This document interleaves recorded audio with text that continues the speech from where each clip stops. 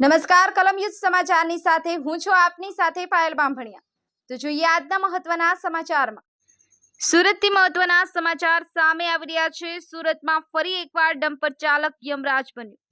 સુરત ડિંડોલીમાં વહેલી સવારે અકસ્માતની ઘટના બની। સ્કૂલ જતા વિદ્યાર્થીની સાઈ પોઈન્ટથી નવાગામ જતા બ્રિજ પર અકસ્માત નડ્યો। બાઇક પર પિતા પુત્ર બંનેઓ સાથે જઈ રહ્યા હતા। ડમ્પર ચાલકે પાછલા ટાયરમાં અડફેટે લેતા વિદ્યાર્થીનું ઘટના સ્થળે જ મોત નીપજ્યું અને પિતા તુકારામનો ચમત્કારી બચાવ થયો।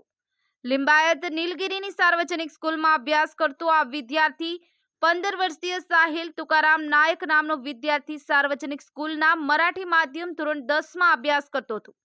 ઘરનો ચિરાગ ગુમાવતા પરિવારમાં શોકમાં ગરકાવ થયો। અકસ્માતની જાણ થતાં જ પોલીસ અને ઇમરજન્સી સેવા 108 ઘટના સ્થળે પહોંચી હતી, પરંતુ તે પહેલા જ વિદ્યાર્થીનું મોત નીપજ્યું હતું। ડમ્પર ચાલકને સ્થાનિક લોકોએ પકડી પોલીસના હવાલે કર્યો। JJ05FZ0499 નંબરની સ્પ્લેન્ડર બાઇકથી જતો હતો આ વિદ્યાર્થી। JJ21Y0912 આ નંબરના ડમ્પર ચાલક છે। વિદ્યાર્થીને અડફેટે લેતા અકસ્માત થયો। બ્યુરો રિપોર્ટ કલમ સમાચાર સુરત।